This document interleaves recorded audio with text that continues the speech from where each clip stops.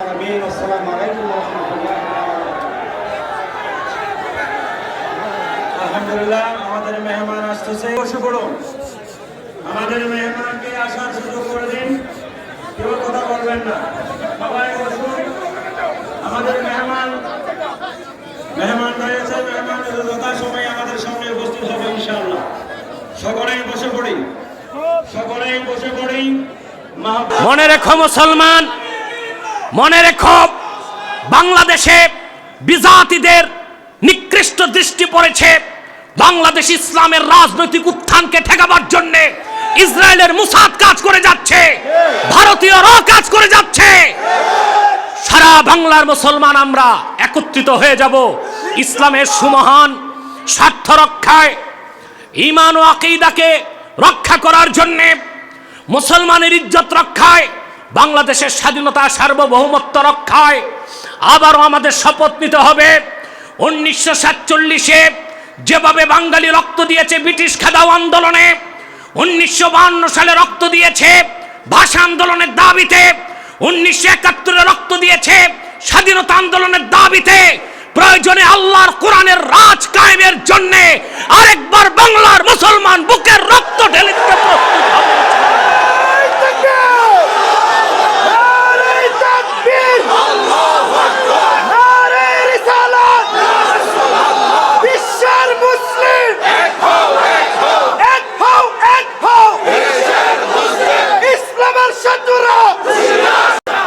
Primary থেকে বিশ্ববিদ্যালয় পর্যন্ত বাংলাদেশের ছাত্রদের যে শিক্ষা তোমরা শিখাচ্ছ, সেই শিক্ষায় পরকালে শিক্ষা নাই, আখেরাতের বিশ্বাস নাই, হাসরে জবাবদিহিতার শিখানো প্রশ্ন হয় না। সেজন্য তোমাদের ছাত্রগুলো শিক্ষিত হয়ে গণধর্ষণ করছে, রাষ্ট্রের দায়িত্বপূর্ণ পদে বসে ফাইল ঠেকায় ঘুষ খাচ্ছে, দুর্নীতি করছে, দেশের হাজার হাজার কোটি টাকা পাচার করে বাংলাদেশকে ব্যর্থ রাষ্ট্র বানাতে চাচ্ছে। 20 বছর পর বাংলাদেশে আমাদের সরকার মহান উদ্যোগ নিয়েছে 560টি মসজিদ করবে। মসজিদ হবে ভালো কথা, কিন্তু যে শিক্ষা ব্যবস্থা দিচ্ছেন মসজিদ খালি শূন্য পড়ে থাকবে, মুসল্লি খুঁজে পাবেন না।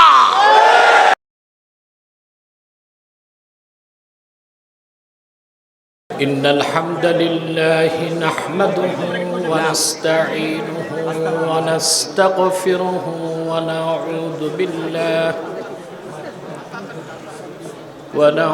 بالله من شرور أنفسنا ومن سيئات أعمالنا. من يهده الله فلا مضل له ومن يضلله فلا هادي له. ونشهد أن لا إله إلا الله الحي القيوم الذي لا تأخذه سنة ولا نوم. ونشهد أن سيدنا وحبيبنا ومولانا محمدا عبد الله ورسوله صلى الله عليه وعلى آله وصحبه وسلم، الذي أكمل الله به قصرا النبوة،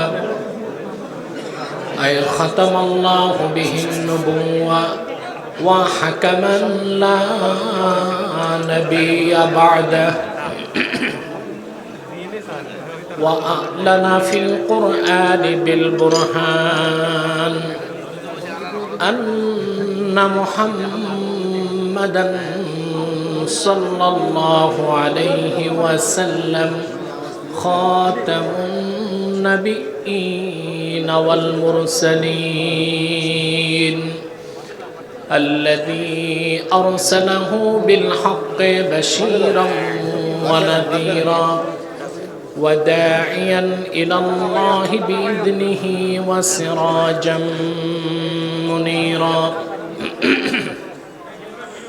فقد قال الله تعالى في كلامه المجيد والفرقان الحميد أعوذ بالله من الشيطان الرجيم بسم الله الرحمن الرحيم يا أيها الذين آمنوا اتقوا الله وكونوا مع الصادقين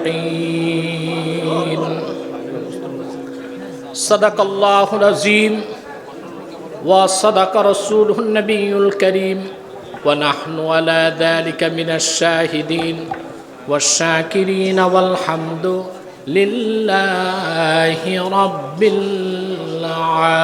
العالمين إن الله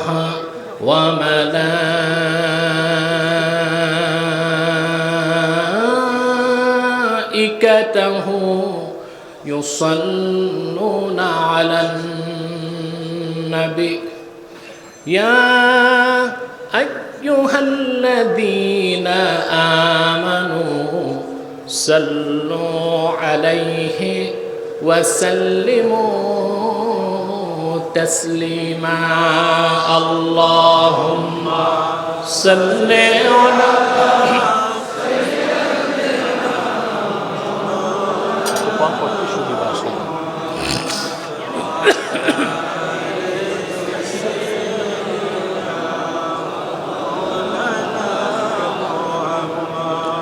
محبت پرن اللهم صل على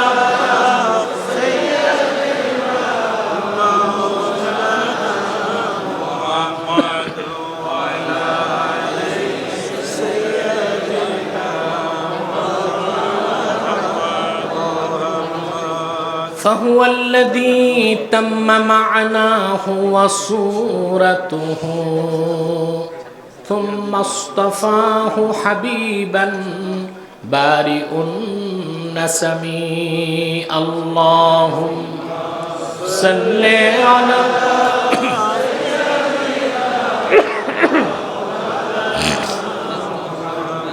وعلى آله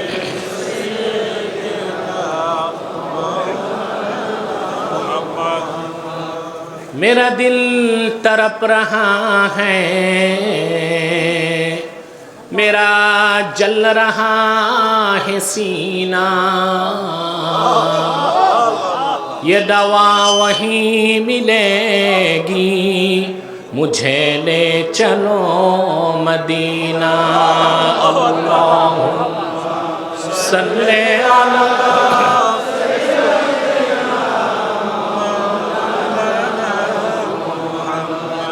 وعلى آل سيدنا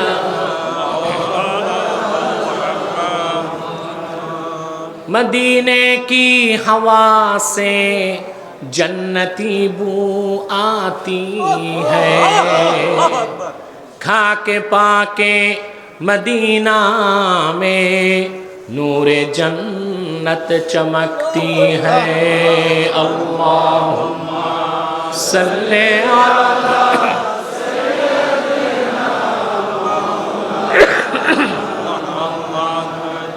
वअला आलि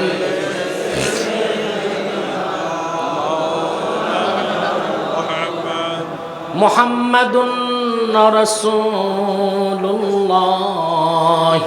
सल्लल्लाहु अलैहि वसल्लम खतमल्लाहु बिहिन नबुव्वा व हकमन ला नबिय बअदहु बलगल उला बिकमालिही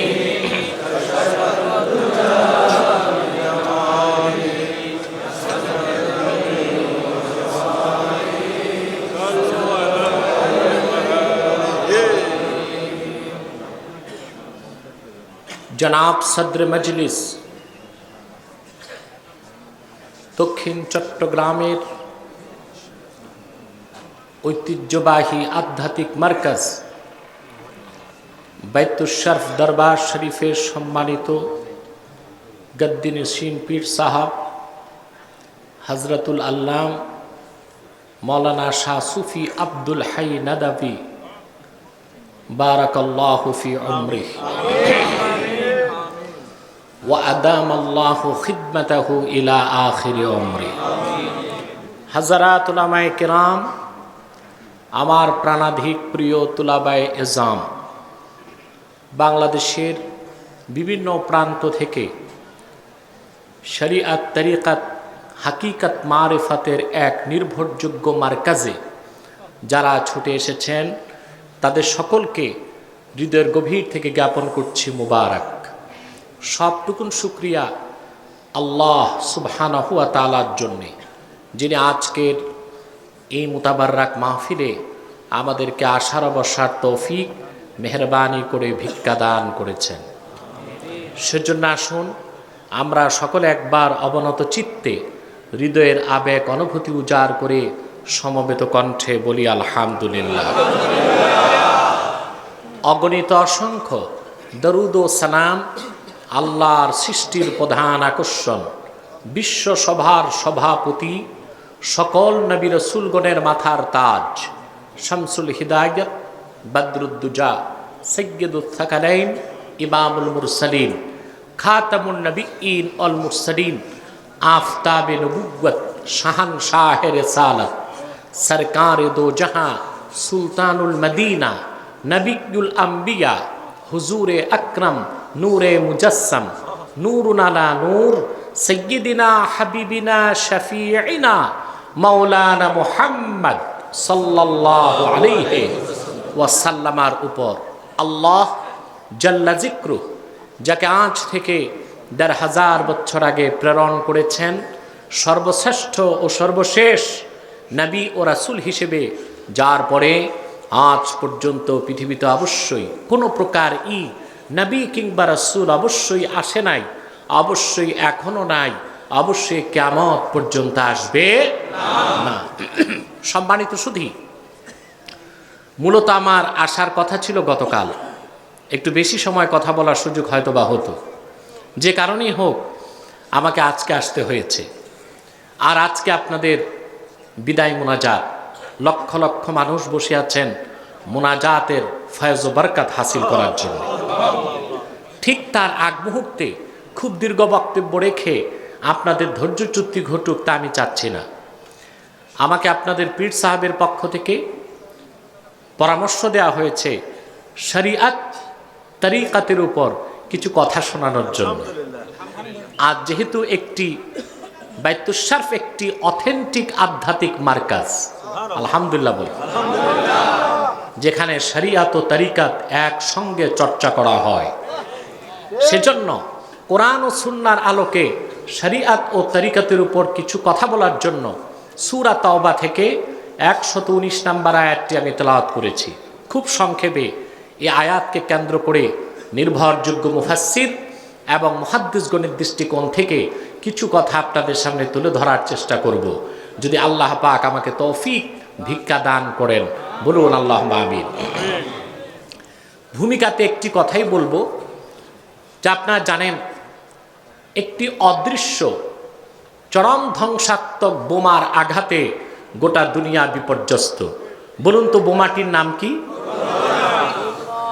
আমি বলে থাকি মাস ডিস্ট্রাকটিভ ইনভিজিবল বম, চরম ধ্বংসাত্মক না দেখা এক বোমা, যে বোমার আঘাতে গোটা পশ্চিমা দুনিয়া তছনছ হয়ে গিয়েছে। ঠিক কিনা? কিন্তু আমরা বাংলাদেশে ওয়াজ মাহফিল করে যাচ্ছি আলহামদুলিল্লাহ। সংশয়বাদী কিংবা জড়বাদীদের পক্ষ থেকে, আপনারা যাদেরকে নাস্তিক বলেন, তাদের পক্ষ থেকে প্রশ্ন আসতে পারে করোনাতে মাহফিল কেন? তার জবাবে আমি বলে থাকি, কোরআনের মাহফিল যত বেশি হবে, ব্যক্তির কল্যাণ, সমাজ কল্যাণ, রাষ্ট্রের কল্যাণ তত বাড়বে। ঠিক কিনা? এটা আমার কথা নয়। প্রথম হলো ব্যক্তির কল্যাণ। মানুষ যখন কোরআন হাদিস শুনতে বসে, যতক্ষণ বসে থাকে ঈমান বাড়তে থাকে। সহিহ আল বুখারী প্রথম খণ্ড কিতাবুল ইমানে তারজামাতুল বাবে ইমাম বুখারী মুআজ বিন জবাল রাদিয়াল্লাহু তাআলা আনহুর একটি কথা তুলে ধরেছেন। হযরত মুআজ বিন জবাল ওনার ছাত্র আসওয়াদ বিন হেলালকে ডেকে বললেন, ইজলিস বিনা নুমিন সাআতান, আসো আমরা একটু বসি, কোরআন হাদিস শুনি এবং শোনাই, ইমানটাকে বাড়াই। ইজলিস বিনা নুমিন সাআতান, আসো আমরা একটু বসি, কোরআন হাদিস শুনি এবং শোনাই, ইমানটাকে বাড়াই। সুবহানাল্লাহ, বলবেন না সুবহানাল্লাহ? তাহলে কোরআন কারীমের মাহফিল হলে ব্যক্তির কল্যাণ, ইমান বাড়ে, ঠিক কিনা বলেন? কি বাড়ে? জোরে বলতে হবে, ইমান বাড়ে। সমাজ কল্যাণ কি হয়? কোরআন হাদিস যত মানুষ শুনবে তাদের নৈতিক উন্নতি ঘটবে, তাদের অন্তরের সুকুমার বৃত্তির বিকাশ ঘটবে, তাদের চারিত্রিক পরিবর্তন আসবে। দেশের জনগণ যত আলোকিত হবে, সমাজ তত আদর্শ সমাজে পরিণত হবে, ঠিক কিনা? 3 নম্বর রাষ্ট্রের কল্যাণ। 3 নম্বর কি? রাষ্ট্রের কল্যাণ কিরকম? যে দেশে কোরআন হাদিসের চর্চা বেশি হয়, রহমতের দরজা আল্লাহ খুলে দিতে থাকেন। আল্লাহ পাক কোরআন কারীমে বলেছেন, ওয়ালাউ আন্না আহলাল কুরা আমানু ওয়াত্তাকাউ লাফাতাহনা বারাকাতিম মিনাস সামাই ওয়াল আরদ, যদি জনপদের মানুষগুলো ঈমান আনয়ন করত এবং ওয়াত্তাকাউ মানে তাবু, তওবা করত, আমি আকাশ ও জমিনের বরকতের সমস্ত দরজাগুলো তাদের জন্য খুলে দিতাম। তাহলে মাহফিলে আসলে ঈমান বাড়ে আর মুনাজাতে তওবা হয়। সুবহানাল্লাহ। মুনাজাতের আকর্ষণটাই হলো আল্লাহর ওলিদের দরবারের মুনাজাতে তওবা হয়। কি হয়? তওবা হয়। তাহলে মাহফিলগুলোতে ঈমান চর্চা হয় আর তওবার চর্চা হয়, আর আল্লাহর পক্ষ থেকে বরকতের দরজাগুলো খুলতে থাকে, ঠিক কিনা বলেন? সেজন্যই তো দেখতে পাই গ্রেট ব্রিটেনে প্রতিদিন করোনায় প্রায় 1800 থেকে 2000 মানুষ মরে যাচ্ছে। যুক্তরাষ্ট্রে গড়ে মারা যাচ্ছে প্রতিদিন 4000 মানুষ। সোনার বাংলায় 1 বছরও 10,000 মানুষ মরে না। এটা কি সরকারের কৃতিত্ব? এটা কি মেডিকেল সায়েন্সের কৃতিত্ব? চিকিৎসা সেবা যেটা বাংলাদেশে আছে তা যে কি আছে জানেন না আপনারা? 3rd ওয়ার্ল্ডের 3rd নম্বরে আছে, ঠিক কিনা? তো বাংলাদেশ বাঁচলো কেন? তার একটি কারণ, আরব বিশ্বকে বাদ দিলে সারা দুনিয়ায় এত মসজিদ নাই বাংলাদেশে যত মসজিদ আছে, এত মাদ্রাসা নেই বাংলাদেশে যত মাদ্রাসা আছে, এত হক্কানি পীরের দরবার নেই বাংলাদেশে যা আছে, এত কোরআনের মাহফিল কোথাও হয় না বাংলাদেশের জনপদগুলোতে যত কোরআনের মাহফিল হয়। প্রতিদিন সোনার বাংলার মসজিদগুলোতে আজানের ধ্বনি, সকাল সন্ধ্যা মাদ্রাসায় কোরআনের তেলাওয়াতের আওয়াজ, দায়রা ও খানকাগুলোতে দরুদ ও সালাম জিকির ফিকিরের আওয়াজ, আর কোরআনের মাহফিলগুলোতে কোরআনের আওয়াজের কারণে করোনার গজব থেকে বাংলাদেশ বেঁচেছে। সেজন্য আমি গভর্নমেন্টকে সবসময় অনুরোধ করি, যত আছে মাহফিল বাংলাদেশে অনুমতি দিতে হবে, সিনেমা হল বন্ধ করতে হবে, নাইট ক্লাব বন্ধ করতে হবে, মদের বার বন্ধ করতে হবে, আলিয়া মাদ্রাসাগুলোকে খুলে দেবার সুযোগ দিতে হবে, বরকত আরো বাড়বে, ঠিক কিনা বলে? তাহলে আমরা আজকে যে মাহফিল হচ্ছে এটা ব্যক্তির কল্যাণে, সমাজ কল্যাণে, রাষ্ট্রের কল্যাণে। এতে আমরা খুশি না বেজার? আমরা সবাই খুশি, মাবুদ খুশি, মাখলুকাত খুশি, কুল কায়নাত খুশি, ফেরেশতা কুল খুশি, সব খুশি। শুধু বেজার কে? শয়তান। ওইটা শয়তানের চেয়ে বড় যেটা বলছেন, নাস্তিক শয়তান থেকেও বড়। কারণ শয়তান আমার আল্লাহকে বিশ্বাস করে, নাস্তিক আল্লাহর তৌহিদকে বিশ্বাস করে না। ওটা তো শয়তান থেকেও খারাপ, ঠিক কিনা বলে? সে প্রসঙ্গে আর যাওয়ার সুযোগ আজকে নাই, তা তো লাইভ শোগুলোতে দেখেন আপনারা। প্রিয় ভাই বন্ধুগণ, তার শয়তান বেজা। কে বেজা? শয়তানকে আমরা খুশি করতে চাই না, ঠিক কিনা? আমরা ধৈর্যের সাথে একটু বসবো, আর কোরআন সুন্নাহ থেকে কিছু কথা শুনবো খুব সংক্ষেপে। আল্লাহ পাক বলেছেন, ইয়া আইয়ুহাল্লাযীনা আমানুত্তাকুল্লাহ, মুমিনগণ তোমরা আল্লাহকে ভয় করো, ওয়া কুনু মা'আস সাদিকিন, আর সত্যবাদীদের সঙ্গী হও। সুবহান। কয়টি কথা? দুটি কথা। সূরা তাওবা 119 নম্বর আয়াত।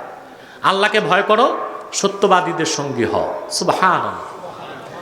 আল্লাহ তাআলার এই দুটো নির্দেশ মানলে একটি মানুষ পরিপূর্ণ সফলতা লাভ করবে, পৃথিবীতে পাবে প্রভূত কল্যাণ, পরকালে বিনা আযাবে প্রথম চান্সে পাবে আল্লাহর জান্নাত। আমরা কি তা চাই? এই দুটি হুকুম আমাদের মানতে হবে। প্রথম কি? আল্লাহকে ভয় করতে হবে। কাকে? আল্লাহকে। সকল সফলতার মূলে আল্লাহর ভয়। আল্লাহর ভয়টা যখন অন্তরে আসে, এটার নাম তাকওয়া। মানুষ যখন খারাপ কাজগুলো ছেড়ে দেয়, আল্লাহর ভয় ছাড়া মানুষকে কখনো ভালো করার কোনো সুযোগ নাই। আছে? আইন দিয়ে, ডান্ডা দিয়ে পিটায় জনগণ ঠান্ডা করে ভালো করা যায়? আপনার তা তো দেখলেন, আমেরিকাতে ক্ষমতার পালা বদলে কি দেখলেন? ট্রাম্পপন্থী ড্রামপন্থী পিটাপিটি করলো ক্যাপিটাল হিলে। 240 বছরের ইতিহাসে আমেরিকায় যা ঘটলো না তা ঘটলো আমেরিকায়। অনেকটা আমাদের দেশের ভাইরাস ওখানে চলে গেছে। তাদের আইন কোথায়? প্রশাসন কোথায়? মানুষগুলো পশুর মতো আচরণ করলো, খালি হাতে পিটায়া 4টা মানুষকে জাগায় শেষ। এ হচ্ছে আমেরিকার আইন। এটা কি? তাদের গণতন্ত্র। এই হচ্ছে তাদের মানবাধিকার। এই হচ্ছে তাদের আইনের শাসন। তার চেয়ে আমরাই ভালো আছি। ঠিক কিনা বল? তাহলে আইন করে মানুষকে ভালো করা যায়? মানুষ ভালো হয় আল্লাহর ভয়তে। ঠিক কিনা? আল্লাহ রাব্বুল আলামিন বলেন, ফাম্মা মান খাফা মাকামা রাব্বিহি ওয়া নাহান নাফসা আনিল হাওয়া ফাইন্নাল জান্নাতা হিয়াল মাওয়া। আর যে ব্যক্তি কাল কিয়ামতে আল্লাহর সামনে দাঁড়াবার ভয় অন্তরে পোষণ করলো, আর তার মন যা চাইল সেসব গুনার কাজ থেকে নিজকে রক্ষা করলো, মৃত্যুর পরে আল্লাহর জান্নাত হবে তার বাড়ি। আল্লাহর ভয়তে মানুষ যখন খারাপ কাজ ছেড়ে দেয়, তার নাম তাকওয়া। তার নাম কি? এই তাকওয়া যখন মানুষের মধ্যে আসে, তার বিশেষ একটি নাম হলো মুত্তাকি। সুবহানাল্লাহ বলে। আমার ভাইয়েরা, আল্লাহ পাক তার হাবিব মুহাম্মদ সাল্লাল্লাহু আলাইহি সাল্লামের উম্মতের বিভিন্ন বিশেষণ কোরআনে উল্লেখ করেছেন। ঠিক কিনা? কোথাও উম্মতে মুহাম্মাদিকে বলেছেন মুমিনিন, কোথাও বলেছেন মুসলিমিন, কোথাও বলেছেন আবিদিন, কোথাও কানিতিন, কোথাও সালেহিন, কোথাও মুহসিনিন, কোথাও মুহসানিন। কিন্তু 6666 খান আয়াতের মধ্যে উম্মতে মুহাম্মাদের প্রথম যে গুণবাচক নাম আল্লাহ নিয়েছেন তা হলো হুদাল লিল মুত্তাকিন। সুবহানাল্লাহ। তাহলে এই তাকওয়া অর্জন করার মাধ্যমে আপনি যদি মুত্তাকি হন, আপনি নিশ্চিত আল্লাহর জান্নাত পাবেন ফার্স্ট চান্সে, বিনা আযাবে। সুবহানাল্লাহ বলেন। দেখুন, মানুষ যখন ঈমান আনে তখন তার নাম হয় মুমিন। কি নাম হয়? মুমিন। ঈমান আনার পর সে যখন কোরআন সুন্নাহর হুকুম মেনে আত্মসমর্পণ করে, তখন তার নাম মুসলিম। এই জন্য আল্লাহ মুসলিমকে মুমিন হতে বলেন নাই, মুমিনকে মুসলিম হতে বলেছেন। কথাটা বুঝেন নাই? আগে কি হতে হবে? সূরা বাকারার 208 নম্বর আয়াতে আল্লাহ তাআলা বলেন, ইয়া আইয়ুহাল্লাযীনা আমানু ইয়া আইয়ুহাল্লাযীনা আমানু দুখুলু ফিস সিলমি কাফা ওয়া লা তাত্তাবিউ খুতুওয়াতিশ শাইতান। হে মুমিনগণ, তোমরা ইসলামে প্রবেশ করো পরিপূর্ণভাবে। তাহলে মুমিনদের মুসলিম হতে বলেছেন না মুসলিমদের মুমিন হতে বলেছেন? তাহলে আগে ঈমান, তারপরে ইসলাম। ঠিক কিনা? আমরা কিন্তু ইসলাম বুঝি না। আমাদের দেশে ইসলামের অপব্যাখ্যা করা হচ্ছে। বলা হয়, বিশেষ করে রাজনৈতিক নেতারাই এই বক্তব্য দেয় যে ইসলাম অর্থ শান্তি। এই দিয়া এটা বুঝাইতে চায় কাফের মুশরিক মারবে, আপনারা শুধু মার খাবেন, কারণ ইসলাম অর্থ শান্তি। না, ইসলাম অর্থ শান্তি এটা কোনো অভিধানে নাই, তাফসীরেও নাই। তো ইসলাম অর্থ কি? ইমামে ফখরুদ্দিন রাজি ইসলাম শব্দের ব্যাখ্যায় তাফসীরুল কবির দ্বিতীয় খণ্ডের মধ্যে তিনি লেখেন, ওয়া আসলুহু মিনাস সিলমে হুয়াল ইনকিয়াদুজ জাহির মা শারতে ইনকিয়াদিল বাতিন। ঈমান আনার পরে আল্লাহ আল্লাহর রাসূলের সবটুকুন আনুগত্য বিনা প্রশ্নে মেনে নেবার নাম ইসলাম। তবে আল্লাহ ও তার রাসূলের আনুগত্য মানার মধ্যেই দুনিয়া আখিরাতে শান্তি, সেই অর্থে ইসলাম অর্থ শান্তি হতে পারে, ঠিক কিনা বলেন? তাহলে মুমিন হওয়ার পর ঈমান এনে আমার কথা বোঝা যাচ্ছে? আমি কয়েক ঘন্টার কথা সংক্ষেপে বলছি। আপনারা তো জানেন না, গতকাল আমার তারিখ ছিল আসা, এবং আপনাদের পীর সাহেব আমার জন্য হেলিকপ্টার ব্যবস্থা করেছেন আনবেন। আমি ওনাকে ফোন দিয়ে বললাম, কুয়াশাতে অনেক সময় ফ্লাইট ক্যান্সেল হয়ে যায়, আপনি 2 লাখ টাকা খরচ করবেন আমাকে আনতে, আমি তো কথা বলতে না পারলে কষ্ট থাকবে, এর চেয়ে ভালো কষ্ট করে প্লেনেই আসবো আমি। সেজন্য আজকে আসা, এবং আপনাদের কিছু রাজনৈতিক নেতৃবৃন্দ অনুরোধ করেছিলেন আজকে তারা থাকবেন, আমার বক্তব্য শুনবেন, এসেছেন কিনা আমি জানি না, সেজন্য আজকে আসা। কিন্তু আজকে তো সময় কম, এর জন্য আমরা আজকে কম সময়ে কিছু বেশি কথা শুনবো। বেশি সময় কম কথা শোনার চেয়ে কম সময়ে বেশি কথা শুনলে ভালো, ঠিক কিনা? প্রিয় ভাই বন্ধুগণ, তাহলে ঈমান এনে আমরা কি হব? মুমিন। তারপর কোরআন সুন্নাহ সব আনুগত্য মেনে আমরা হব কি? মুসলিম। আপনি যদি মুমিন হন, আপনি জান্নাত পাবেন কোনো একদিন। আপনি যদি মুসলিম হন, অবশ্যই জান্নাত পাবেন, তবে কোনো গ্যারেন্টি নাই বিনা আযাবে পাবেন না আযাব ছাড়া পাবেন। কিন্তু আপনি যদি মুহসিন হন, মুত্তাকি হন, আল্লাহ ওয়াদা করেছেন বিনা আযাবে প্রথম চান্সে আপনাকে জান্নাত দিবেন। তাহলে আমাদেরকে এখন হতে হবে কি? শুধু মুমিন মুসলিম না মুহসিন? ওই মুহসিনের আরেক নাম হচ্ছে মুত্তাকি। বলেন সুবহানাল্লাহ। মুহসিনের আরেক নাম কি? মুত্তাকি। আল্লাহর ভয় ছাড়া কখনো মানুষ ভালো হতে পারে না, চরিত্রবান হতে পারে না, নেককার হতে পারে না। আইন দিয়া পিটায় ঠান্ডা করে মানুষকে ভালো করা যায়? বাংলাদেশে আইন তো আছে, গণধর্ষণ তো বেড়েই চলছে, কিশোর গ্যাং বেড়েই চলছে, হেরোইন, গাঁজা, চরস, আফিম, ভাং, এখন আসছে ইয়াবা, এরপর আসবে নিউ ভার্সন বাবা, ঠিক কিনা বলেন? দুর্নীতি বেড়ে চলছে, সন্ত্রাস বেড়ে চলছে। আইন কানুন দিয়ে এগুলো বন্ধ করা যায় না, একমাত্র আল্লাহর ভয় দিয়ে মানুষকে ভালো করা যায়, চরিত্রবান বানানো যায়, নেককার বানানো যায়, ঠিক কিনা? এখন তাকওয়া আমরা বুঝি না। আমরা মুত্তাকি কাকে মনে করি? লম্বা দাড়ি, লম্বা টুপি, জুব্বা, কুর্তা, পাগড়ি, 1000 দানার তসবিহ, এ বড় মুত্তাকি নাকি? কথা বলেন।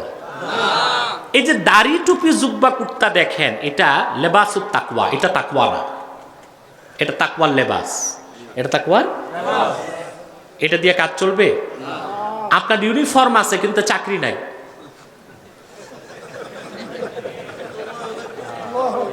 আপনি পুলিশের 3 স্টার পোশাক লাগায় ঘুরতেছেন, চাকরি নেন নাই। যদি আসল পুলিশ খবর পায় 14 বছর শ্বশুর বাড়ি। কত বছর? 14 বছর। তোমার তো চাকরির ড্রেস কেন, ঠিক কিনা? তা আগে চাকরি, তারপর ইউনিফর্ম, ঠিক কিনা? তা তাকওয়া কি জিনিস, কোথায়? সুনান তিরমিজির হাদিস, আল্লাহর হাবিব সাল্লাল্লাহু আলাইহি ওয়াসাল্লাম সাহাবায়ে কেরামকে বললেন, আত-তাকওয়া হা হুনা, আত-তাকওয়া হা হুনা, আত-তাকওয়া হা হুনা, ওয়া আশারা ইলা সাদরিহি সালাসা মাররাত। আল্লাহর হাবিব সাল্লাল্লাহু আলাইহি সাল্লাম সাহাবায়ে কেরামকে বললেন, তাকওয়া এখানে, তাকওয়া এখানে, তাকওয়া এখানে। 3 বার কথাটি বললেন, আর আপন নূরময় সিনা মোবারকের দিকে 3 বার ইশারা করলেন। প্রতিটি মানুষের বাম বুকের 2 আঙ্গুল নিচে একটি গোশতের টুকরা আছে। সুবহানাল্লাহ।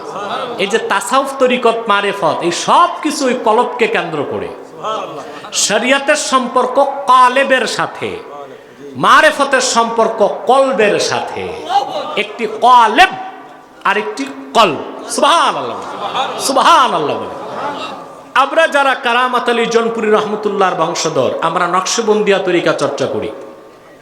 আপনারাও নিশ্চয়ই নকশবন্দিয়ার সবক পান, কাদরিয়া আছে, 2টা তরিকা সবক আপনারা পান। নকশবন্দিয়া তরিকার বৈশিষ্ট্য কি? বৈশিষ্ট্য হচ্ছে তাআল্লুকু যাহির মাআল খালকে ওয়াল বাতিন মাআল খালিক।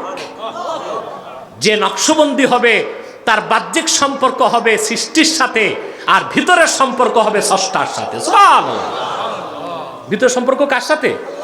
সুবহানাল্লাহ বলে, সুবহানাল্লাহ বলে। তাসাউফ তরিকত ছাড়া পৃথিবীতে কেউ কোনোদিন সফল হয় নাই, সামাজিকভাবে রাজনীতিকভাবে কোনোভাবে সফল হতে পারে নাই। তার প্রকৃষ্ট উদাহরণ দেখতে হলে তুরস্কের দিকে তাকান। রিসেপ তাইয়েব এরদোগান একজন নকশবন্দি, তার পীর হচ্ছেন ইমাম আফেন্দি। ইমাম আফেন্দি তরিকত শিখেছেন বাদিউজ্জামান নুরসি থেকে। তিনি ছিলেন একজন মুজাদ্দিদি, একজন নকশবন্দি। বলেন সুবহানাল্লাহ, সুবহানাল্লাহ। তাহলে শরীয়তের সম্পর্ক কালেবের সাথে, আর মারিফতের সম্পর্ক সুবহানাল্লাহ বলবেন না? এই কলবের অবস্থান হচ্ছে বাম বুকের 2 আঙ্গুল নিচে। ওখানে যখন আল্লাহর ভয় চলে আসবে তখন আপনি আর জেনা করবেন না, ব্যভিচার করবেন না, সুদ খাবেন না, ঘুষ খাবেন না, ধর্ষণ করবেন না, খাদ্যে ভেজাল মিশাবেন না, ফাইল ঠেকায়া কলমের খোসায় একবারে 50,000 টন গিলবেন না। এই কাজগুলো আপনার দ্বারা সম্ভব হবে না। সেটার জন্য দরকার তাকওয়া। কি দরকার? যারা বলেন কি দরকার? উসদুল গাবা সাহাবায়ে কেরামের উপর লেখা একটি কিতাব।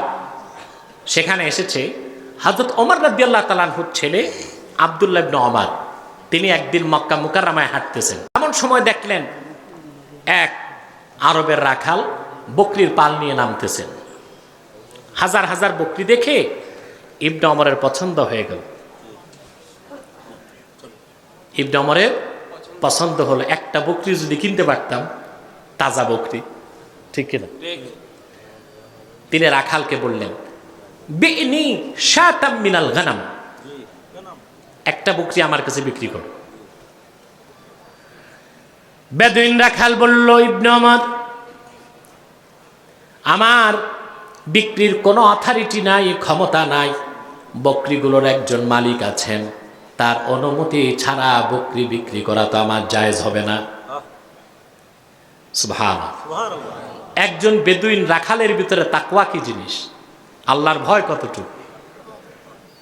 ইবনে ওমর যাচাই করতে চাইলেন তার তাকওয়ার পরিমাণ কি। তিনি বললেন, একটি বকরি তুমি বিক্রি করলে সমস্যা কি, মালিক তো বুঝবে না। বলে যে না, আমার মালিক বড় চালাক, আমার মালিক খুব জ্ঞানী। বকরি বের করার সময় গনে, যখন আউটপুট হয়, আবার যখন ইনপুট তখন আবার গনে, আমি ধরা খেয়ে যাব। বলে তুমি একটা বকরির বিক্রি করো আমার কাছে, টাকাটা পকেটে রেখে দিও। আর সে জিজ্ঞেস করলে বলে দিও, কাদ আকালাহু যিবু, বাঘে একটা খাইছে। কে খেয়ে ফেলছে? বেদুইন রাখাল ইবনে ওমরকে পাল্টা প্রশ্ন করলেন, ইবনে ওমর, যদি আমি একটি বকরি তোমার কাছে বিক্রি করে বলে দেই বাঘে খেয়েছে, আমি আমার মালিককে তো বুঝ দিতে পারবো, সে তো মেনে নেবে। কিন্তু তোমার কাছে আমার প্রশ্ন,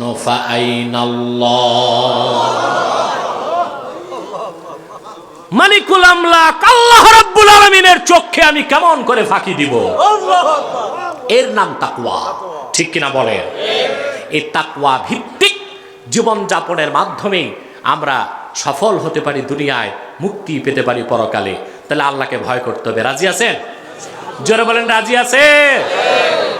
প্রিয় ভাই বন্ধুগণ, আমাদের দেশে এখন সামাজিক বেদি 4টা: দুর্নীতি, সন্ত্রাস, নেশা, ধর্ষণ। এই বাংলাদেশের 4টা সবচেয়ে বড় ক্রাইসিস চলছে এখন বাংলাদেশে। গভর্নমেন্টের সদিচ্ছার অভাব নাই এগুলো ঠেকাতে, কিন্তু তারা সফল হচ্ছে না। তার কারণ, দুর্নীতি করে শিক্ষিত মানুষরা। কারা করে দুর্নীতি? তো সেই করে যে নীতি নির্ধারণ করে, ঠিক কিনা বলে? ধর্ষণ করছে কারা? বাংলাদেশে জড়বাদী, নারীবাদী, নৈরাজ্যবাদী নাস্তিকরা সব সময় তাদের দূরবীনটা মাদ্রাসার আলেম ওলামার দিকে রাখে। কিন্তু আল্লাহর নামে শপথ করে বলছি, নাস্তিক বুদ্ধিজীবীরা শুনে রাখো, বাংলাদেশের কোন একটি মাদ্রাসার ছাত্র গণধর্ষণ করে নাই। তোমাদের স্কুল, কলেজ, বিশ্ববিদ্যালয়ের ছাত্ররা এই অঘটন ঘটিয়েছে।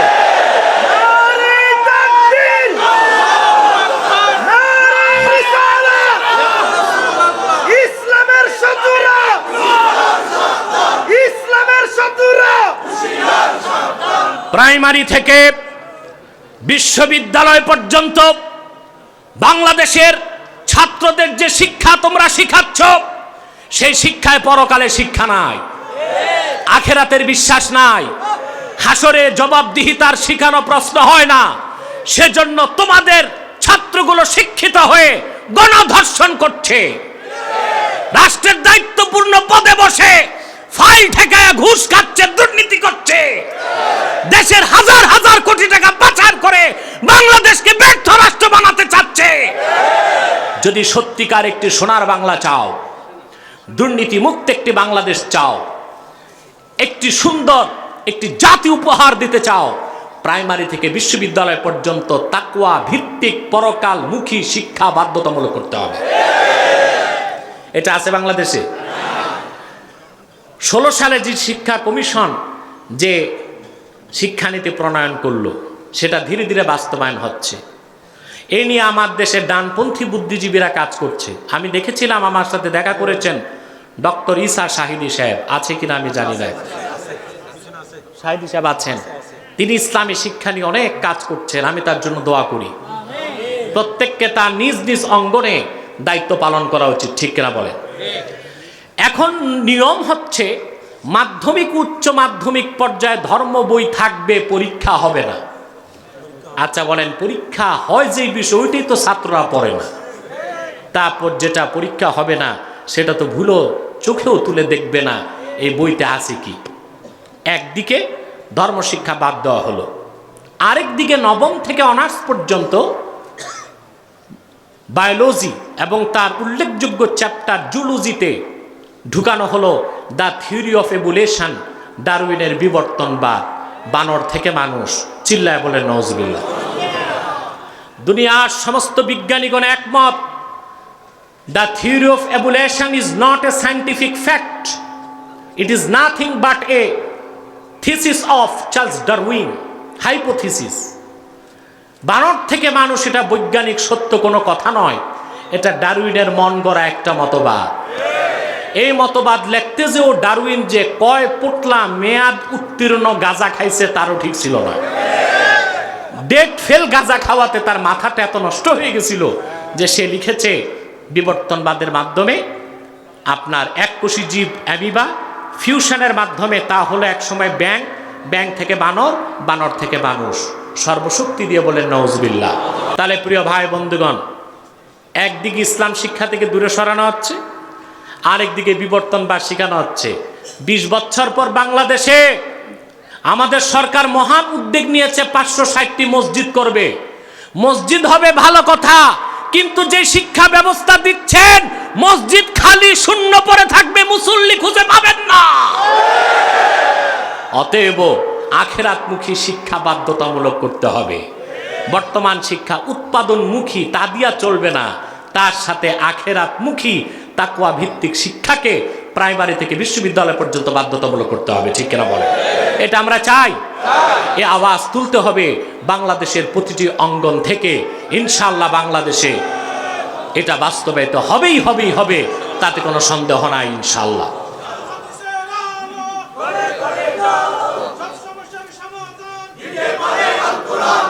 এবার আসেন আল্লাহর দ্বিতীয় নির্দেশ, ওয়াকুনু মা'আস সাদিকিন। আল্লাহকে ভয় করো, সত্যবাদীদের সঙ্গী হও। সুবহান, সত্যবাদীদের সঙ্গী হও। এই সত্যবাদী কারা? প্রশ্ন, এটা আগে বুঝতে হবে, ঠিক কিনা?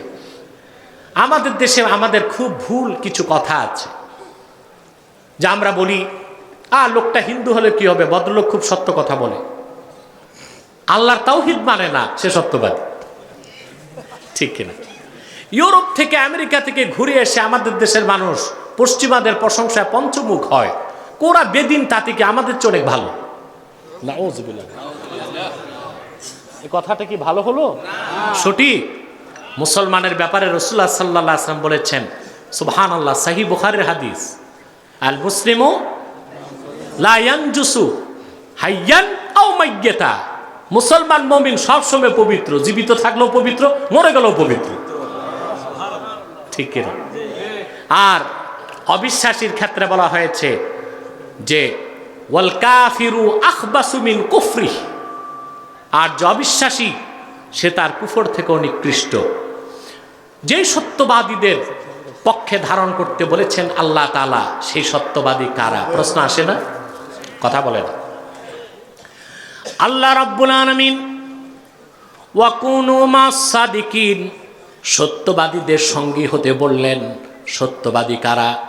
আল্লাহ নিজে তাফসীর করলেন সূরাতুল হুজুরাতে, ইন্নামাল মুমিনুনা আল্লাযীনা আমানু বিল্লাহি ওয়া রাসূলিহি সুম্মা লাম ইয়ারতাবু ওয়া জাহাদু বিআমওয়ালিহিম ওয়া আনফুসিহিম ফি সাবিলিল্লাহি উলাইকা হুমুস সাদিকুন। এটা কার তাফসীর? জোরে বলতে হবে, কার তাফসীর? আল্লাহ পাক বলেন সাদিকিন কারা? শোনো, নিশ্চয়ই তারাই প্রকৃত মুমিন, যারা ঈমান এনেছে আল্লাহর উপর, ঈমান এনেছে মুহাম্মদ সাল্লাল্লাহু আলাইহি ওয়াসাল্লামের উপর। সুম্মা লাম ইয়ারতাবু, অতঃপর তাদের অন্তরে ঈমানের কোনো বিষয়ে সন্দেহ রাখলো না। সুবহানাল্লাহ বলেন। ওয়া জাহাদু বিআমওয়ালিহিম ওয়া আনফুসিহিম ফি সাবিলিল্লাহ, অতঃপর তারা জিহাদ করে আল্লাহর পথে জান দিয়ে, মাল দিয়ে।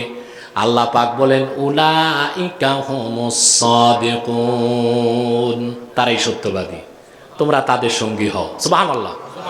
সূরা তাওবাতে বললেন কুনু মাস সাদিকিন, সত্যবাদীদের সঙ্গী হও। সত্যবাদী কারা তার তাফসীর তিনি নিজে করলেন সূরা হুজুরাতে। কারা? যারা ঈমান এনেছে আল্লাহর উপর, ঈমান এনেছে মুহাম্মদ সাল্লাল্লাহু আলাইহি ওয়াসাল্লামের উপর। সুম্মা লাম ইয়ারতাবু, তারপর ঈমানের কোনো বিষয়ে সন্দেহ রইল না। এখন আসেন, এখানে মারিফত চলে আসে। যতক্ষণ পর্যন্ত ইলমুল মারিফত অর্জন না হবে, আপনার ঈমান হাক্কুল ইয়াকিন হবে না। আর যতক্ষণ হাক্কুল ইয়াকিন না হবে, ততক্ষণ আপনার সন্দেহ দূর হবে না। মারিফত দরকার আছে না নাই? তরিকত দরকার আছে না নাই? আল্লাহ পাক বলেন ফা'লাম আন্নাহু লা ইলাহা ইল্লাল্লাহ, মুহাম্মদ সাল্লাল্লাহু আলাইহি সাল্লাম জেনে রাখুন আল্লাহ ছাড়া কোনো মাবুদ নাই। আল্লাহ ছাড়া কোনো মাবুদ নাই। মুহাম্মদ সাল্লাল্লাহু আলাইহি সাল্লামের চেয়ে বেশি এই কথা কোনো নবী রাসূলও জানতেন না। আল্লাহ কেন বললেন? তার জবাবে বদরুদ্দিন আইনি উমদাতুল কারি শারহু সহিহুল বুখারীতে ব্যাখ্যা লিখেছেন, সমস্ত উলামায়ে কেরাম একমত, এই আয়াতের মাধ্যমে আল্লাহ পাক তার হাবিবকে ইলমে মারিফতের কথা বুঝিয়েছেন। সুবহানাল্লাহ বলেন। সুবহানাল্লাহ। আজমাআল উলামাউ আলা উজুবি ইলমিল মারিফা ওয়াস্তাদাল্লু বিহাযিহিল আয়া, ইলমে মারিফা শিক্ষা করা ওয়াজিব। আহলুস সুন্নাহ ওয়াল জামাতের সমস্ত মুহাদ্দিস মুফাসসির এই ক্ষেত্রে একমত। সুবহানাল্লাহ বলবেন না? শরীয়ত লাগবে, মারিফাতও লাগবে কিনা? জোরে বলেন লাগবে কিনা? লাগবে। প্রিয় ভাই বন্ধুগণ, অধিক সংখ্যক মুহাদ্দিসের মতে আহমদ বিন হাম্বল রাহমাতুল্লাহ বলেছেন, কথাটি মিশকাতে শরামের কাতে আছে। তিনি বলেন মান তাআল্লামা ওয়া লাম ইয়াতাসাওয়াফ ফাকাদ তাফাসসাকা ওয়া মান তাসাওয়াফা লাম ইয়াতাআল্লাম ফাকাদ তাজান্দাকা ওয়া মান জামাআ বাইনাহুমা ফাকাদ তাহাক্কাকা। যে শরীয়ত শিখলো, মারিফত বাদ দিল, সে ফাসিক। সে কি? ফাসিক। আর যে ব্যক্তি মারিফত শিখলো, শরীয়ত বাদ দিল, সে কাফের। ওয়া মান জামা বাইনাহুমা ফাকাদ তাহাক্কাকা, আর যে দুইটি জিনিস এক করলো, সে মুহাক্কিক হয়ে গেল। শরীয়ত বাদ, মারিফত বাদ দিবেন, আপনি ফাসিক। শরীয়ত বাদ দিবেন, আপনি কাফের। হক্কানি পীর মাশায়েখ যারা, সৈয়দ আহমদ বেরেলী রহমতুল্লাহর উত্তরসূরি, জনপুর, ফুরফুরা, বাইতুশ শরফ, গারাঙ্গিয়া, আর শাহ মনজিলের শাহ সাহেব রহমতুল্লাহ, তারা সারা জিন্দিগি শরীয়ত, তরিকত, হাকিকত, মারিফত চর্চা করেই ইনসানে কামেলে পরিণত হয়েছেন। গোটা দক্ষিণ চট্টগ্রামের চেহারাকে পাল্টাই দিয়েছেন তিনটা মানুষ। ঠিক কিনা বলেন?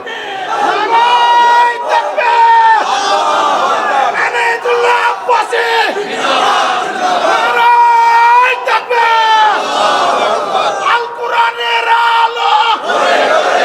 প্রিয় ভাই বন্ধুগণ, বাংলাদেশে কিছু সুফিবাদী ভণ্ড পীর আছে যাদের কাছে শরীয়ত নাই। বলে মৌলবীরা বুঝবে না, আমাদেরটা মারেফত। খোদার কসম, শরীয়ত যেখানে নাই ওইটা মারেফত না, ওটা মাইরের পথ। ওটা কি? আচ্ছা বলেন তো ভাই, শরীয়ত বাদ দিয়া মারেফত হয় কেমন করে? হইতে পারে? বিখ্যাত ইমাম সাহরওয়ার্দী আওয়ারিফুল মাআরিফে লেখেন, আশ-শরীআতু কাল্লাবানি ওয়াল মারিফাতু কাজ্জুবদা। শরীয়ত দুধের মতো আর মারিফত তার মাখনের মতো। দুধ ছাড়া যেমন মাখন হতে পারে না, শরীয়ত ছাড়া মারিফত হতে পারে না। মনে রেখো মুসলমান, আল্লাহর আখির নবী মুহাম্মদ সাল্লাল্লাহু আলাইহি ওয়াসাল্লামের পরিপূর্ণ দিন ইসলামে কোনো ছেদ নাই, কোনো ভেদ নাই। যা আছে মধ্যাহ্নের দিবাকর সূর্যের চেয়ে সমুজ্জ্বল আছে। এই যে ভণ্ড পীররা বলে যত বেসরা কাজ করে, যে মুরিদগুলো পীরকে সাজদা করে, কদম বুসি বাদ দিয়া বুড়া আঙ্গুল চুষে পিসাবের আছে না, তারপরে মাজারে সাজদা করে না। আমরা যারা সৈয়দ আহমদ বেরেলি কারামত আলী জনপুরি রহমতুল্লাহর উত্তরসূরি হক্কানি পীর মাসায়, তারা মাজার জিয়ারতকে ভালো কাজ মনে করেন, পীরের কাছে যাওয়াকে কোনো কোনো ক্ষেত্রে ওয়াজিব মনে করেন, কিন্তু পীরকে সাজদা করাকে পীর পূজা মনে করেন, মাজারে সাজদা করাকে মাজার পূজা মনে করেন। হক্কানি পীর মাশায়েখদের সাথে পীর পূজা মাজার পূজার কোনো সম্পর্ক নাই, ছিল না, থাকবে না। ঠিক কিনা বলে?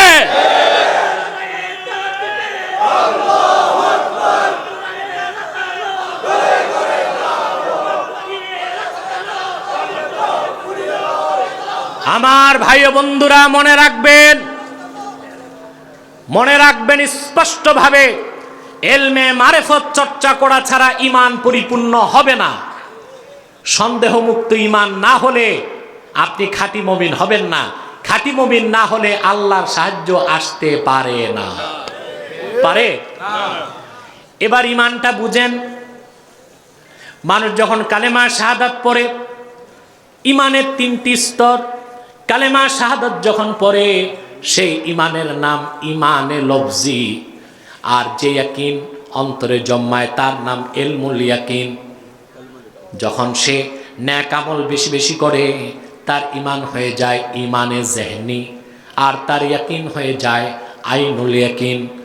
যখন সে রাসূলুল্লাহর শরীয়তে তার অস্তিত্বটাকে মিটায় দেয়, পুরাপুরি নেক আমল করে তরিকত তাসাউফ চর্চার মাধ্যমে, তখন তার ঈমানটা হয়ে যায় ঈমানে গায়বী, আর তার ইয়াকিনটা হয়ে যায় হাক্কুল ইয়াকিন। যখন ঈমানটা ঈমান গায়বী হয়ে যায়, ফায়ুকযিফুল্লাহু ফি কলবিল আবদে নূরাম মিন আনওয়ারিল মালাকুত। আল্লাহ পাক আলামে মালাকুত থেকে নূরের একটা টুকরা বান্দার অন্তরে ঢেলে দেন, তখন তার বাহ্যিক 2 চোখের সাথে অন্তর্চক্ষু খুলে যায়। ওইটার নাম ইলমুল মুকাশাফা। সুবহানাল্লাহ বলেন। যা কানজুল উম্মাল হাদিসের কিতাবে এসেছে, আল্লাহ রাসূল সাল্লাল্লাহু আলাইহি ওয়াসাল্লাম ইরশাদ করেছেন, ইত্তাকু ফিরাসাতাল মুমিন ফাইন্নাহু ইয়ানজুরু বিনূরিল্লাহ। আমার মুমিন উম্মতের ফেরাসত থেকে দূরে থাকো, তার আল্লাহ প্রদত্ত নূর দিয়া তা দেখে যা তুমি দেখো না। সুবহানাল্লাহ। বাইতুল শরীফের পীর সাহেব যেটা দেখতেন জানেন? আপনার চুনতি শাহ সাহেব রহমতুল্লাহকে দাওয়াত করতে গিয়েছেন বাঁশখালী থেকে কিছু লোক, 3 জন বুজুর্গকে দাওয়াত করলেন তারা, চুনতি শাহ সাহেব রহমতুল্লাহকে, গারাঙ্গিয়ার বড় হুজুর আব্দুল মজিদ রহমতুল্লাহকে, আর বাইতুল শরীফের আল্লামা আব্দুল জব্বার রহমতুল্লাহকে। মাহফিলের 3 মাস আগে যখন দাওয়াত করা হয়, চুনতি শাহ সাহেব বললেন, কিছু বললেন না, দাওয়াত রাখলেন আর কোরআনের আয়াত পড়লেন, ওয়াইদা নুদিয়া লিস-সালাতি মিন ইয়াউমিল জুমআহ ফাসআউ ইলা যিকরিল্লাহি ওয়া দারুল বাই। যারা দাওয়াত দিলেন তারা কিছুই বুঝলেন না, দাওয়াত দিলাম, দাওয়াত নিলেন, কোরআনের আয়াত পড়লেন। আয়াতে আল্লাহ বলেছেন, যখন জুমার আজান হয়ে যায় তো দ্রুত মসজিদে যাও। বুঝলেন নাই? ওয়াইদা কুদিয়াতিস-সালাতু ফান্তাশিরু ফিল আরদ, নামাজ শেষ, জমিনে ছড়ায় পড়ো। এখন 3 মাস পর দাওয়াতের সাথে কোরআন কারীমের আয়াত দিয়ে কি বুঝালেন? দাওয়াত যারা করছে তারা বুঝে নাই, বুঝলো 3 মাস পরে। মাহফিলের দিন তিনও বুজুর্গ গেলেন, বাইতুল শরফের পীর সাহেব, গারাঙ্গিয়ার পীর সাহেব, শাহ সাহেব রহমতুল্লাহ। আসর নামাজ শেষ, বৃষ্টি তুফান আসলো, মানুষ সব ছড়ায় গেল, মাহফিল শেষ। 3 মাস পরের বিষয়টি তিনি ইলমুল মুকাশাফায় উপলব্ধি করলেন। এটার সম্পর্ক গায়েবের সাথে না, এটার সম্পর্ক ইলমুল মুকাশাফার সাথে। এটা অর্জিত হয় ইলমে মারিফত কি দিয়ে? এটা কি দিয়ে হয়? ইলমে মারিফত দিয়ে হয়। সেটা কখন হয়? বান্দার ইমান যখন ইমান গায়েবী হয়ে যায়, তখন তার মনে আর কোনো সন্দেহ থাকে না। সুম্মা লাম ইয়ারতাবু, তার মনে কোনো সন্দেহ থাকে না। ইমানটা যখন সন্দেহ মুক্ত হয়, ইয়াকিন যখন হাক্কুল ইয়াকিন হয়ে যায়, আল্লাহ তাআলা আনোয়ারে মালাকুত থেকে নূরের টুকরা তার অন্তরে ঢেলে দিলে অন্তর চক্ষু খুলে যায়। এ মারেফত চান আপনারা? আমি একটু মারেফত বুঝাচ্ছি। অনেক দূরে আগুন জ্বলছে, আপনারা তো জানেন। আমি যখন ওয়াজ মাহফিলে যাই একটু গরম কথা বলি, আর যখন লাইভ শোতে যাই বাম রাম নাস্তিকরা বসে ঠান্ডা কথা বলি। তার কারণ হচ্ছে বেদিনকে দাওয়াত দিতে হয় হেকমতের সাথে, ঠিক কিনা? সেখানে আমি যদি গরম হই, এমনি তারা ফার্মের মুরগির মতো একেবারেই যায় অবস্থা। আবার যদি টেবিল চাপড়ে জোরে ধমক দেয় তো হার্ট অ্যাটাক।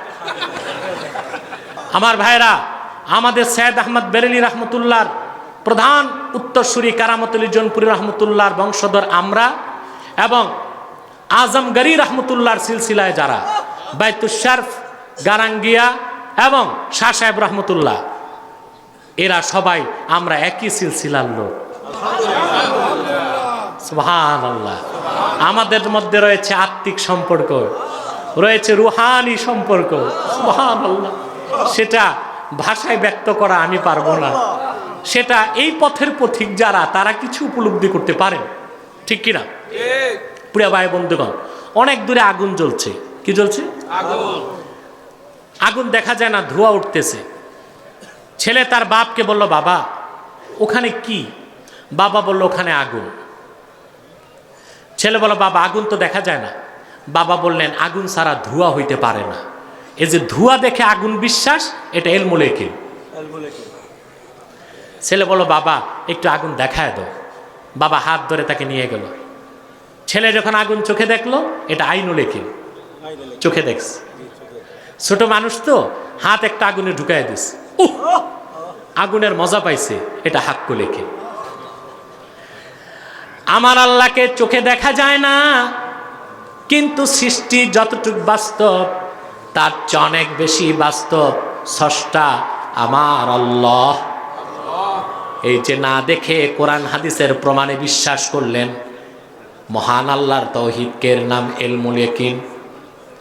আপনি যখন আমল বাড়ায় দিবেন, আপনার ঈমান যখন মজবুত হবে, আপনার ইয়াকিন হয়ে যাবে হাক্কুল ইয়াকিন, আইনুল ইয়াকিন, ঠিক কিনা বলেন?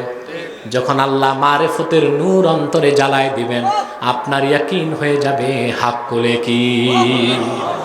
তখন আপনার কলব হবে কলবুন সালিম, ইল্লা মান আতাল্লাহ বিকলবিন সালিম। সুবহানাল্লাহ বলেন। হযরত ইব্রাহিম আলাইহিস সালাম একদিন আল্লাহ পাককে বললেন, রব্বি আরিনি কাইফা তুহিল মাউতা। আল্লাহ তুমি একটু চোখে দেখায় দাও, তুমি কিভাবে মৃতকে জিন্দা করো, মৃতকে জিন্দা করো। আল্লাহ পাক তাকে প্রশ্ন করলেন, আওয়ালাম তুমিন, আমি যে মৃতকে জিন্দা করি তুমি ইব্রাহিম তাকে বিশ্বাস করো না? তিনি বললেন, বিশ্বাস করি, ওয়ালাকিন লিয়াতমাইন্না কলবি। সব মুফাসসির তাফসীর করছেন লিয়াতমাইন্না কলবি আই লিয়াজদাদা ইয়াকিনি। আল্লাহ বিশ্বাস তো করি, কিন্তু চোখে দেখলে বিশ্বাসটা বাড়বে, অন্তরটা ঠান্ডা হবে, কলবে সালিম হবে, এজন্য দেখতে চাই। ঘটনা বলা আমার উদ্দেশ্য নয়। আল্লাহ পাক বললেন, 4টা পাখি নাও, জবাই করো। করলেন, টুকরা টুকরা করে 4টা পাহাড়ে ছড়ায় দাও। তিনি ছড়ায় দিলেন। আল্লাহ পাক বললেন, ইব্রাহিম এবার নাম ধরে ডাকো। তিনি ডাকলেন, সব জিন্দা হয়ে চলে আসছে। এবার মুসলমান চিন্তা করেন, হযরত ইব্রাহিমের মতো জলিলুল কদর পয়গম্বর আল্লাহর কাছে ইতমিনানে কলব চেয়ে নিলেন, কিন্তু আখিরি নবী, নবী কুল সম্রাট, আখিরি নবী, সকল নবী রাসূলগণের নবী মুহাম্মদ সাল্লাল্লাহু আলাইহি সাল্লামের উম্মতকে আল্লাহ পাক না চাইতেই ইলমুল ইয়াকিন নয় হাক্কুল ইয়াকিনও দিয়ে দিলেন। ইতমিনানে কলবের ব্যবস্থা করলেন। সেটা কি? আল্লাহ বলেন, আলা বিযিকরিল্লাহি তাতমাইন্নুল কুলুব। একমাত্র আল্লাহর জিকিরে মুমিনের হৃদয় ইতমিনান হয়ে যায়, শান্তি পেয়ে যায়। সুবহানাল্লাহ। এই যে আল্লাহ বলেন জিক্রুল্লাহর দ্বারা অন্তরে ইতমিনান হয়, ইয়াকিন বাড়ে, সে জিক্রুল্লাহ হলো 30 পারা কোরআন। আপনি আল্লাহর কোরআন যত পড়বেন আপনার ইয়াকিন তত বাড়বে, বাড়তে বাড়তে বাড়তে বাড়তে আপনি চূড়ান্ত ঈমানের অধিকারী হয়ে যাবেন। সুবহানাল্লাহ। সেই কোরআন হাদিস থেকে ইলমে মারিফত শিখার জন্য একজন শায়েখ দরকার। কি দরকার? কোরআন হাদিস থেকে। যেমন ভাই কথাটা বুঝেন না কেন, আপনি যদি হাদিস বুঝতে চান যাবেন কার কাছে? মুহাদ্দিস। হাদিস শিখতে যেতে হয় মুহাদ্দিসের কাছে, তাফসীর শিখতে মুফাসসির, ফিকহের জন্য ফকিহ, ফতোয়ার জন্য মুফতি, ইলমে মারিফত শিখার জন্য যার কাছে যাবেন আল্লাহ তাদের কথাই বলেছেন কুনু মা সাদিকিন। ওই সত্যবাদী যারা, তারা হবে আপনার শায়েখ।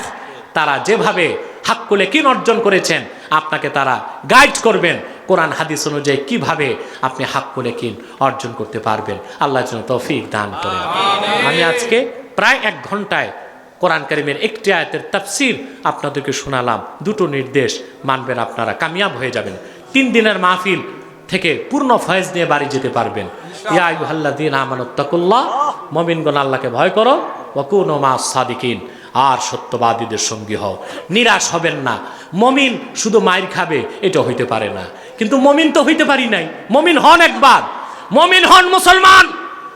মুহাম্মদ সাল্লাল্লাহু আলাইহি ওয়াসাল্লামের সাহাবায়ে কেরামের ঈমান যে এরকম ছিল, যদি আল্লাহর হাবিব মুহাম্মদ সাল্লাল্লাহু আলাইহি ওয়াসাল্লামের উম্মত হিসেবে ওই রকম ঈমান ধারণ করতে পারেন, আল্লাহর পবিত্র সত্তার কসম, নিরাশ হবার কিছু নাই। আগামীর বাংলাদেশ ইসলামের বাংলাদেশ, আগামীর বাংলাদেশ আল কোরআনের বাংলাদেশ, আগামীর বাংলাদেশ আলেম ওলামার নেতৃত্বের বাংলাদেশ হবেই হবেই হবে ইনশাআল্লাহ, তাতে কোনো সন্দেহ নাই।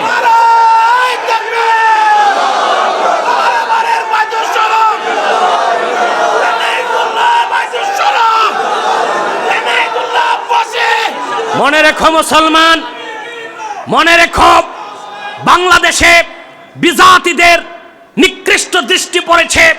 বাংলাদেশ ইসলামের রাজনৈতিক উত্থানকে ঠেকাবার জন্য ইসরায়েলের মুসাদ কাজ করে যাচ্ছে, ভারতীয়রাও কাজ করে যাচ্ছে।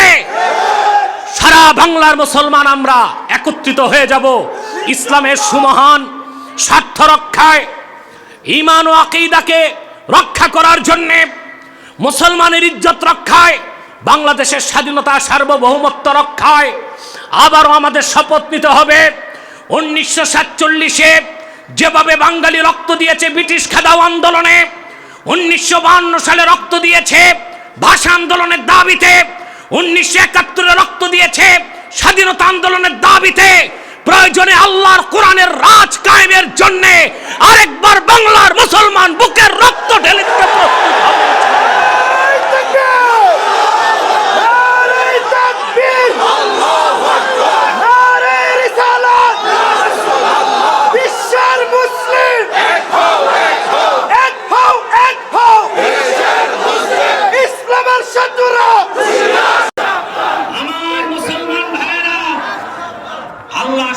যদি চাও সন্দেহ মুক্ত ঈমান লাগবে, সেজন্য শরীয়ত, তরিকাত, হাকিকত, মারিফতের চর্চা করতে হবে। আজকে এতটুক বন্ধুরা, আবার হবে দেখা। ওয়াখির দাওয়ানা আনিল হামদুলিল্লাহি রাব্বিল আলামিন। ওয়াসসালামু আলাইকুম ওয়া রাহমাতুল্লাহি তাআলা ওয়া বারাকাতুহু।